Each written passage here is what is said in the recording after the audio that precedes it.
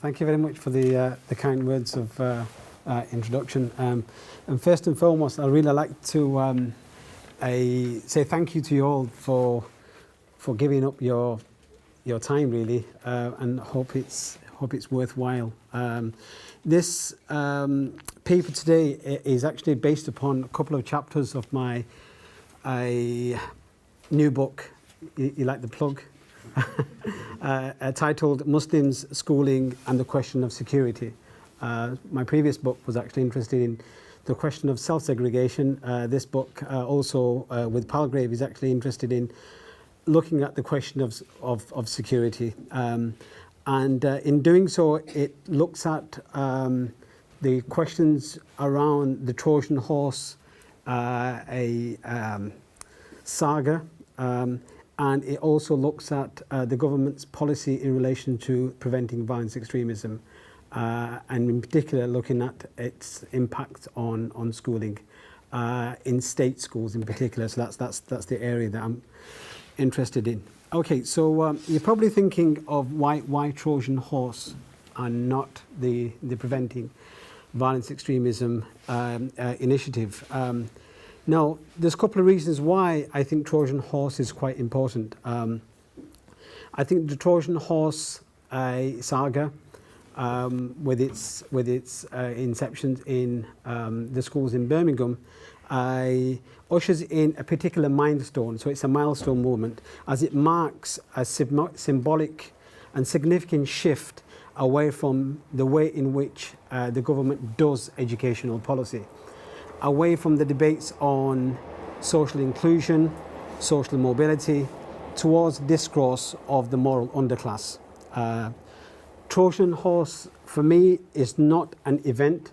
Rather, it's a process through which Muslims are constructed as racialized outsiders. And here I'm drawing upon the works of Satnam Verdi. And in this context, I make a rather kind of bold and controversial point, that Muslims are no longer individuals that are linked to a particular faith. Rather, within the context of educational policy, there are a series of problems that need to be addressed or need to be solved. Trojan horse marks a crucial event point as it deals with the Muslim problematic. So the Trojan horse episode and the policy implications associated with it has a number of recommendations of how in which the Muslim problematic is actually dealt with. And in this paper, I'm actually arguing that one of the ways in which the government deals with the Muslim problematic is through the lenses of security or securitization. Now, for those people who are familiar with educational policy, you will know that the question of surveillance and securitization, biopolitics, drawing upon the works of Michel Foucault, Stephen Ball, and various other academics have used the idea of surveillance and security as a way of understanding the field of education.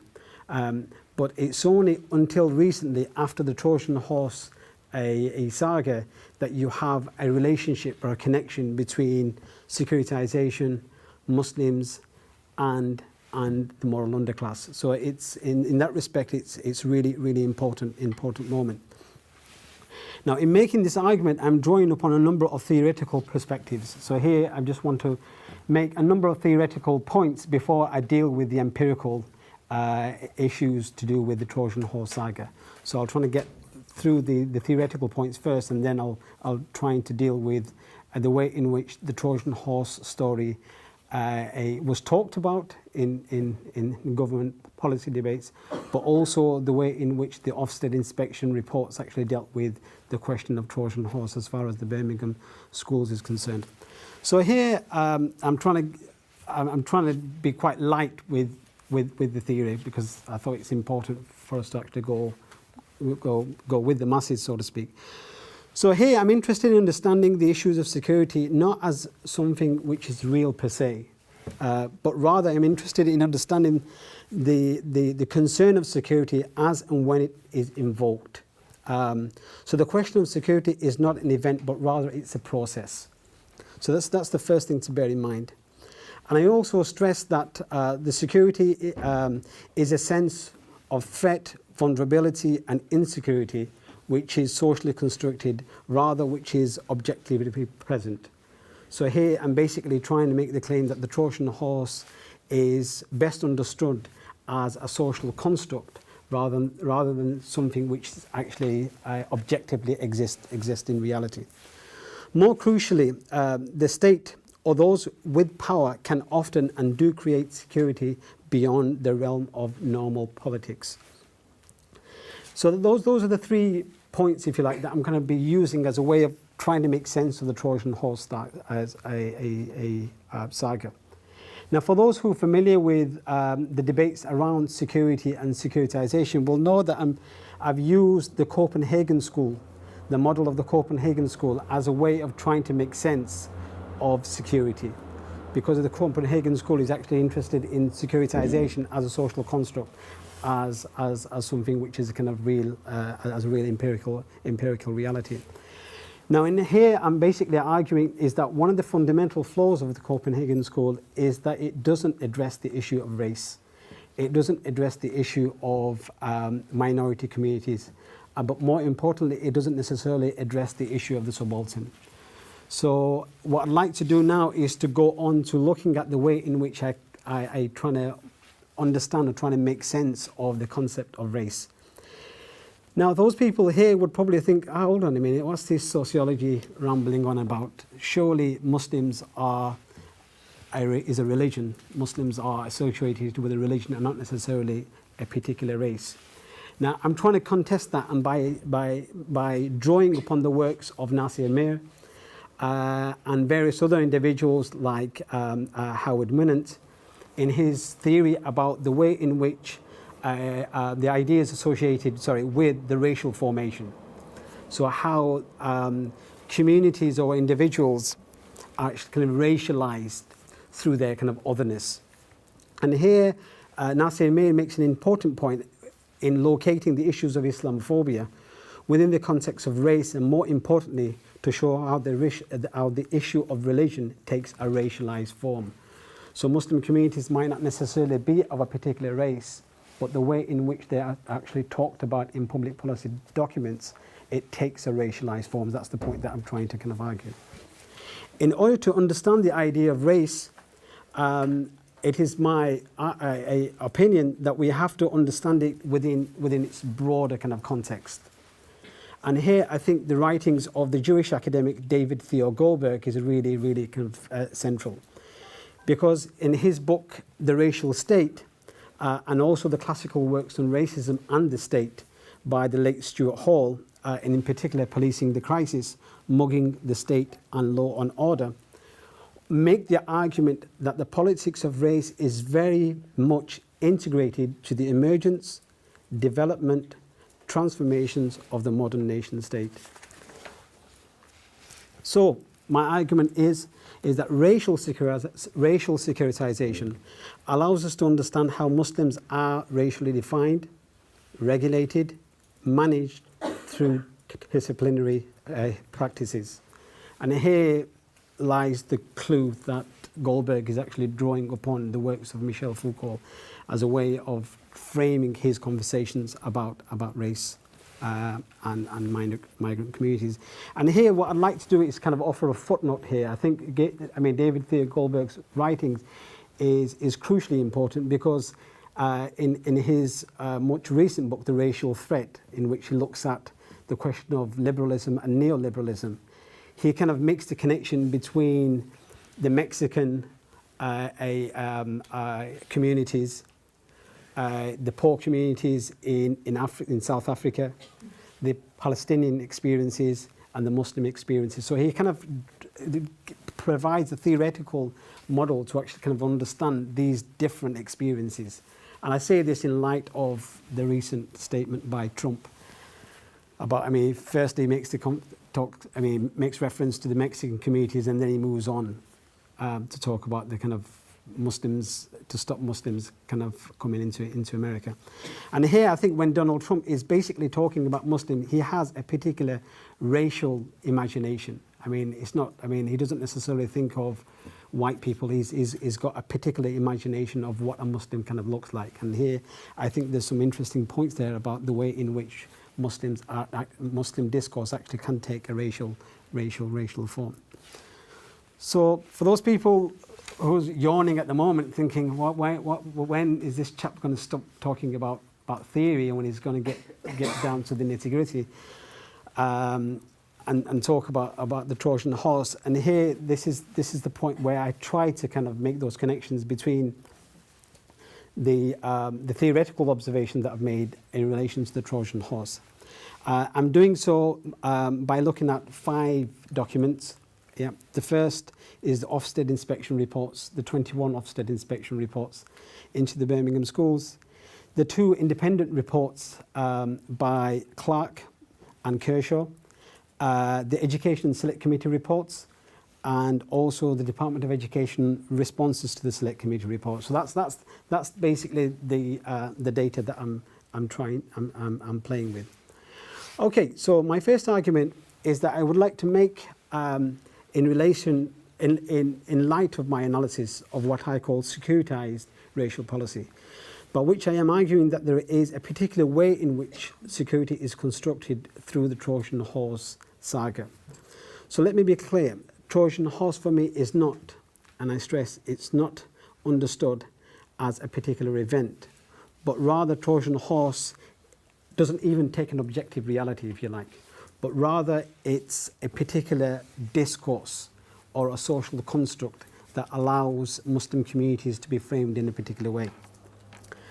Now, in defense of my argument, I'm citing a number of documents. So the first document that I'd like to cite, which basically agrees with the point that there were no evidence of extremism, there's no evidence of violence extremism, and there's no evidence of radicalization. So here, if you look at the House of Commons Education Select Committee report, which was published in 2015, and on page 3, and I quote, "No evidence of extremism or radicalization apart from a single isolated incident was found by any of the inquiries, and there is no evidence of a sustained plot nor a similar situation pertaining elsewhere in the country," end of quote. So that's the Education Select Committee report. Now here, if you look at the Kershaw report, which is the independent report into the school controversies, Kershaw notes, and I quote, "There is little expressed evidence to which I can point of a systematic plot or a coordinated plan to take over the schools serving students of predominantly Muslim faith backgrounds," end of quote. And in fact, I can actually go on. So the evidence that Sir Michael Wilshaw actually gave to the Education and Select Committee was asked what particular definition of extremism were the Ofsted inspectors using as a way of testing, analysing or evidencing accounts of extremism. He didn't necessarily have any definitions to offer. What he could have actually done was to give the definition that the current government is actually using, which is within the PREVENT strategy, about extremism being associated with questioning of British values. He didn't even actually do that. So I think there is something, there's something there. Now here, I'd just like to pause and actually move to look at the Trojan horse saga in some detail. So I'd like to look at 2 particular cases. The first case that I'd like to look at is the debates that happened in the interim period of the Trojan horse saga, and then use the Ofsted inspection reports as a way of making my argument even further. So if you look at the early debates around the Trojan horse saga. Okay, so in early March 2014, the Sunday Times, a leading British broadsheet, which positioned itself right of the political spectrum, covered a story which involved, and I quote, "an Islamist plot to take over the schools." This article was actually based upon a leaked document which highlights the following strategy adopted by radical Islamists as a form of entryism. So the letter apparently actually stipulated that there was a group of Muslim brothers in Birmingham that had successfully, and I quote, taken over schools in Birmingham, and it was basically an advice that the Muslim Brotherhood in Birmingham was actually given to another set of Muslim brothers in Bradford how to actually do the same. So that's basically what the plot was, and in doing so, they were actually interested in recruiting, and I quote, Salafi parents, and also having trying to take over the school to implement a very narrow, ultra-conservative school curriculum. So that's the plot. So the plot was basically intentional attempt of taking over the schools, by radical, and I quote, Islamists. And in fact, it's the same story that was actually run by the Birmingham Mail in March 2014 with the following headline. I think the headline is pretty important. The headline goes, and I quote, Trojan horse jihadist plot to take over Birmingham schools. So I think when you read those early newspaper reporting, it's very much clear what the issue is all about. The issue is about jihadism. It's about radical threat. It's about taking over state schools. So these are not schools of Muslim faith schools, but these are particular state schools. Now, so the letter was actually leaked. The letter which outlined the plot was actually initially sent to the Birmingham City Council on the 27th of November 2013. It was then passed to the West Midlands Police on December the 12th, 2013. And finally, the West Midlands Police sent it to the Department of Education on the 13th of December 2013. Now, in light of the allegations, the Birmingham City Council chaired a meeting with the West Midlands Police on the 16th of December 2013 and concluded there is a credibility gap, and I quote, a credibility gap with the document. Now, the document was made public after it was leaked to the media in late February 2015, and it hit the national media a month later in March 2014.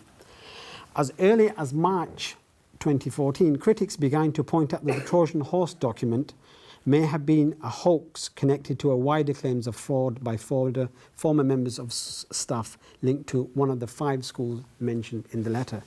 And in fact, the journalists that reported on the initial Trojan horse leak, Kerbadge and Griffins, writing for the Sunday Times, didn't take the letter seriously after those revelations about the authenticity of the actual letter itself. So the crucial point here for me is that the question of securitisation lies in the government response to the Trojan horse saga. And what I'd like to do now is to go on to look and to examine how the government actually responded to the Trojan horse saga. So Michael Gove, everybody remember Michael Gove, no doubt, yeah, our dear friend, which, I mean, just another footnote. I mean, he has a book. I mean, anybody read his book, Celsius 77? Nope. If you, which was published in 2007, I think it was. Turn to chapter 4. There's a heading of Trojan horse. I mean, he has an entire chapter devoted to the Trojan horse. Now, I'm not trying to make any kind of conspiratorial links here, but I just thought it's nevertheless it's an interesting observation to make. Anyway, so Michael Gove, the former Education Secretary, responded by appointing Peter Clarke. Now, bearing in mind that the West Midlands Police themselves actually put a big question mark around the actual document to say that there's a credibility gap. Despite that, Peter Clarke was appointed.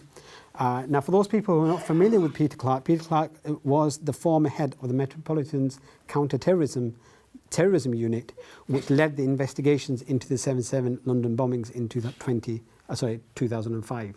So he has a particular expertise. Yeah.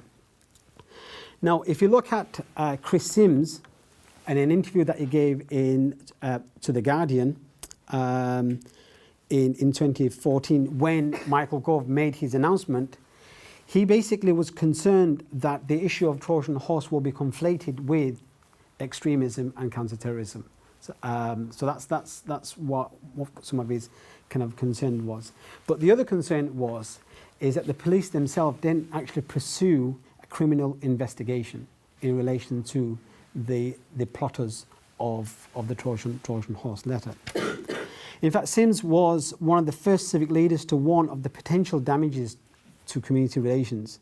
He argued how the appointment of Peter Clarke must be a concern.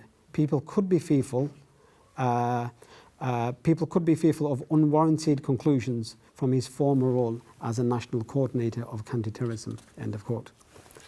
Now, the controversy surrounding the appointment of Peter Clarke was a feature of the Education Select Committee report that was published in 2015. It noted how the Trojan horse from its inception was shaped with a strong counter-terrorism lens. The wider politics surrounding the controversy is captured by the evidence submitted to the Education Select Committee by the Birmingham City Council.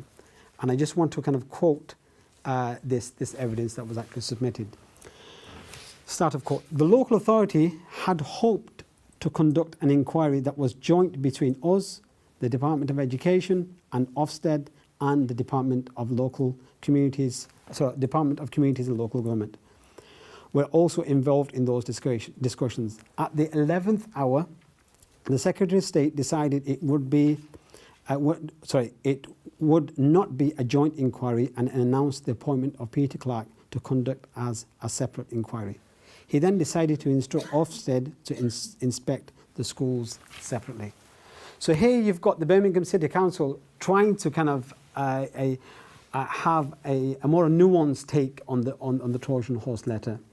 And there were basically concerns about the way in which this particular agenda was actually hijacked by the Department of Education, and turning this into a security threat, if you like. Now, for me, there's two areas that I think emphasis can be kind of played. The first, obviously, I've highlighted the role of Michael Gove and some of the kind of early debates around the Trojan horse controversy, but also for me in particular is the Ofsted inspectors. Now here I'm basically arguing that Ofsted played a crucial role as securitized actors. Now that's to say people involved in the discourse of securitization.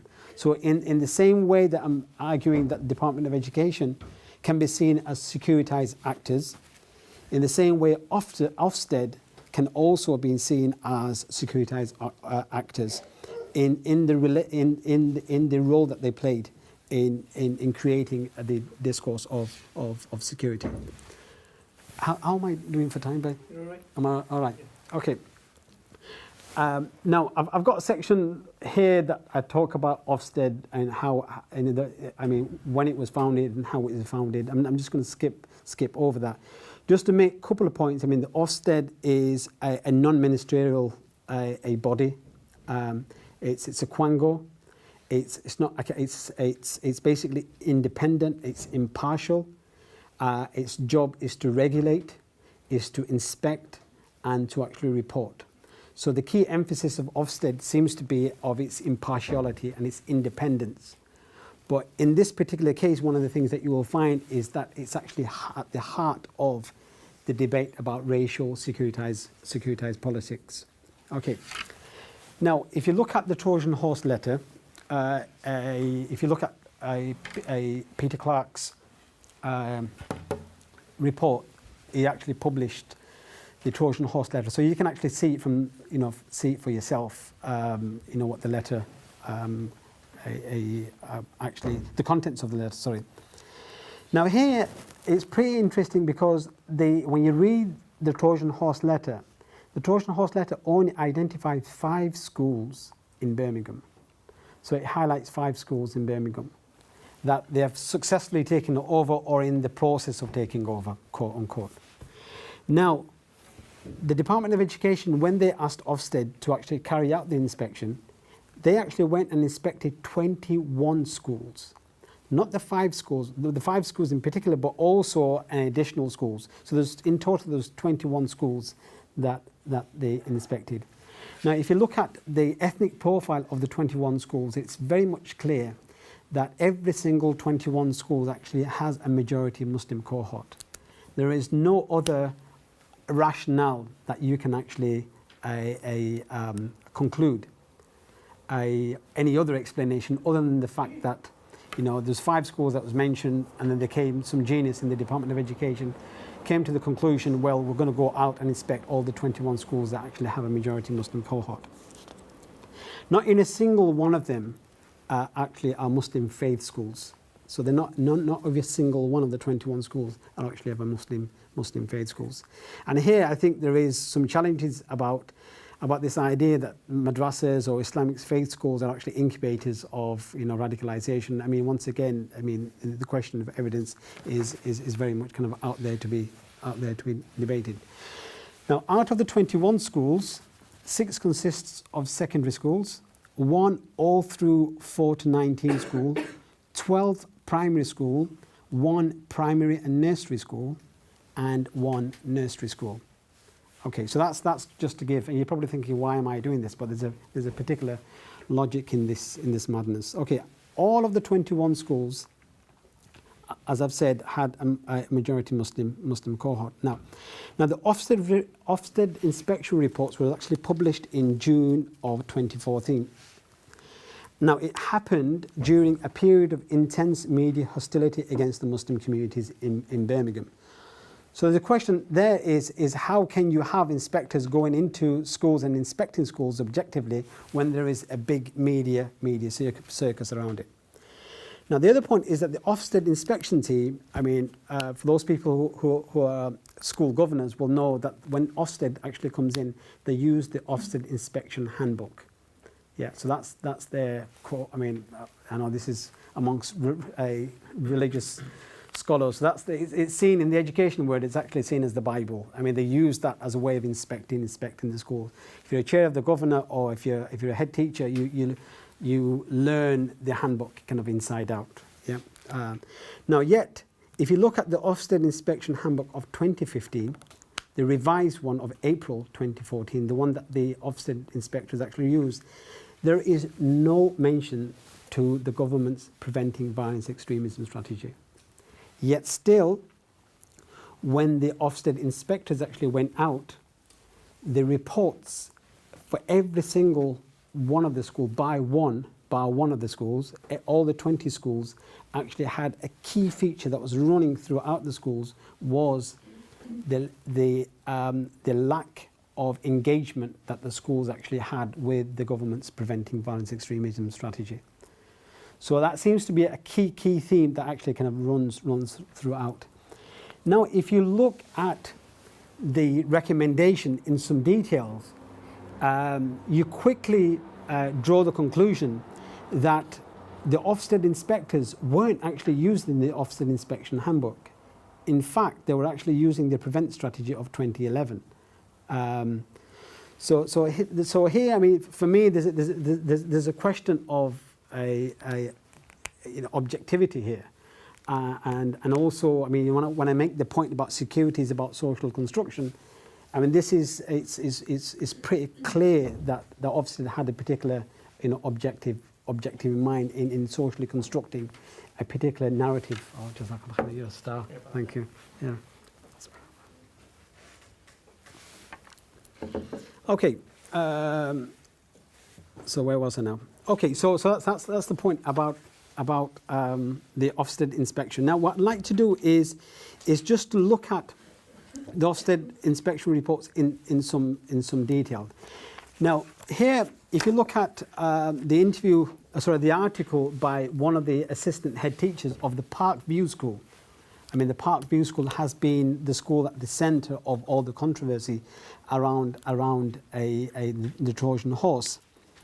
Donaghy, who's the assistant head, mentions in this article, he says the Ofsted inspectors first visited Parkview in early March. They left us with a list of mild recommendations for improvement. We had an action plan ready to be implemented the very next day. However, when the same inspectors returned 10 days later, they told us within hours that the school would be rated inadequate. And this is an outstanding school. Our strongly held belief is that the inspectors were ordered back into the school by somebody who felt that the Parkview had to be placed in special measures to enable the removal of Parkview Educational Trust. End of quote.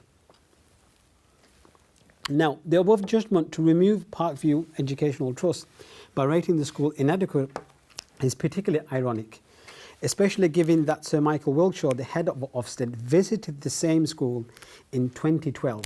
The same management committee, the same teachers, the same head teachers in 2015, and praised the staff, the pupil, for their outstanding track record.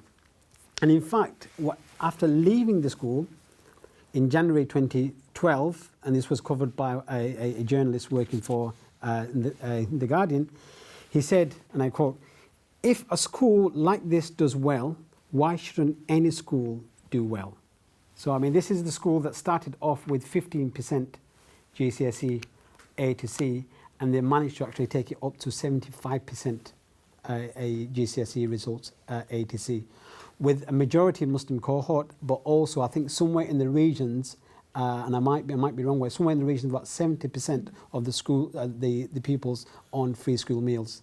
The free school meals is an indicator of level of poverty within the school.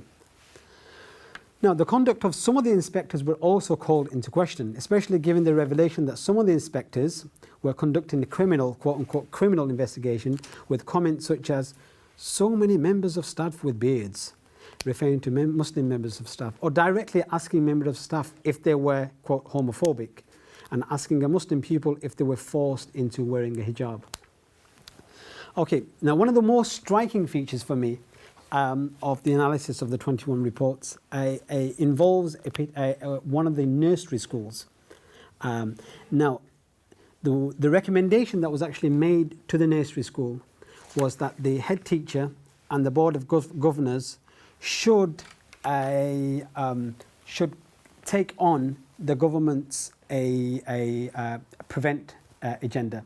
They should be trained, but also they should have policies in place, and I quote, "to identify and minimize extremist behavior," end of quote. So, I mean, I have a 5-year-old in school.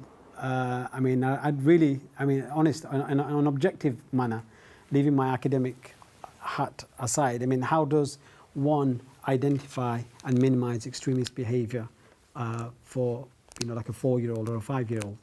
I mean, it's just, so it's those questions that I think that needs to be tackled. I mean, how does extremism work within the context of the early years? I've asked some of my colleagues who are more specialists in this area, and they're equally flabbergasted. The relationship between nursery schools and preventing violence extremism within the context of Birmingham is nothing new, especially given the revelation that as early as 2009, counter-terrorism police officers had visited a nursery school in Birmingham as a part of a programme to combat violence extremism. So I'm going to have to, it's quite amusing, really. I mean, I would really like to be a fly on the wall when those counter-terrorism officers were actually doing a programme in combating violence extremism. Okay, now most critically, the Ofsted inspection reports are riddled with contradictions. Now, for me as a sociologist who is interested in the study of race and racism and Muslim communities, the idea of contradiction has been one of the key features of understanding the complex nature of racialized politics. So if you read Bonilla Silva's a book titled Racism Without Racists, you kind of get an idea of what she's kind of alluding to. Now, if you go through the Ofsted inspection reports, you'll find that the recommendations for the schools, and this seems to be a running theme that actually comes out, is to raise student awareness of risks of extremism, or train all members of staff in recognising risk of potential radicalisation and extremism, or aimed at criticising the government, the governing body and senior leaders for not engaging with the government's prevent agenda. Yeah, so here I'd like to kind of pause there and to say, where is it within the Ofsted inspection framework that puts great emphasis on inspectors to go in and to assess schools based upon the prevent lens? Excuse me. Now, consequently, it is argued by Ofsted that pupils are not taught or prepared well enough to deal with the potential exposure to extremism or radicalisation. Now, yet in the same reports there are, and this is a crucial point, in the same 21 reports, you struggle to find one case, just one case, of a student that were radicalised by the governing body or by the members of staff. I mean, there's no. I mean, this is the point that was asked by the Educational Select Committee to Sir Michael Wilshaw.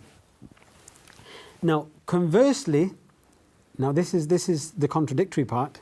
The same reports that were asking the schools to raise awareness of risks of extremism, the same report actually had the following observation. Children's behaviour is good and they enjoy school. Students' behaviour is outstanding. Students' behaviour is impeccable. Now, the display of exemplary behaviour to each other and to adults in the academy and the courteous and the respectful nature of the pupils seems to be another theme. So you've got this extremist theme running in parallel, direct parallel with these observations that the Ofsted inspection. And this for me raises even more questions about the contradictory kind of nature of racialized politics. Now, I'd like to kind of end with a final a case, and this was involved with one of the schools, and the reason why I'm doing this because it hit the headline a newspaper as like the smoking gun of extremism in one of the schools, and this revolved a school. I'm not going to name the school, and it was a school's connection with Saudi Arabia. Yeah, so the school in question taught Arabic as one of the foreign languages, and they had a relationship with one of the schools in Saudi Arabia, and they took the pupils in the same way that pupils would be taken to Spain or France if they were studying similar language to Saudi Arabia. Now, the Ofsted actually used that as an example of a smoking gun. They basically said that these children would be exposed to extremism in Saudi Arabia, and that these pupils were not necessarily safeguarded from extremist behaviour over in Saudi Arabia. And also the question of self-segregation also came as well, because all the Muslim teachers that taught Arabic went, and other non-Muslim teachers didn't necessarily weren't given the opportunity to do so. Now, what I basically did, I did some digging around this, and what I then did was to look at the Ofsted inspection report, the previous Ofsted inspection report. So this was in 2014. Now, if you pick up the Ofsted inspection report of the same school in January 2013, the same case was actually identified as the Ofsted inspectors as an outstanding feature of the school. So not only you have the debate about racialized politics, not only do you have the debate about the element of contradiction, you also have the moving of the goalpost to kind of reinforce this view of Muslim Muslim security. So if I had more time, I would have actually gone into looking at the Clarke report, because I mean, one of the things that it really frustrates me is one of the teachers, history teachers, basically said, let's use Ibn Khaldun, and we were talking about Ibn Khaldun just earlier on, Ibn Khaldun as a way of teaching non-European history. Now, the Clarke report identified this case on page 61, saying that this is objectable. This is another example of extremism, quote unquote. But also the politics of some of the students with Palestine was also identified as questionable as well. So there's so much in the report that I could have actually kind of gone into it. So in short, in conclusion, I offer two things. Now, the first thing that I offer is that for those people who do social policy or educational policy, one of the things that we teach our students is that social policy has to be objective, social policy has to be evidence-based, it has to be needs-based, or it can be politically, ideologically kind of motivated. And hopefully I've tried to demonstrate that in this paper that it also can be racialized, and also done to create a sense of security. The second point is that how policy is done can further alienate the communities that you're basically trying to actually get over. So if you think about it, I mean, even if you look at it not necessarily from a academic or high theory, but if you look at it just from the point of view of kind of rational politics, it just, for me, it just doesn't make any sense. Thank you very much. Thank you very much for your patience. Yeah.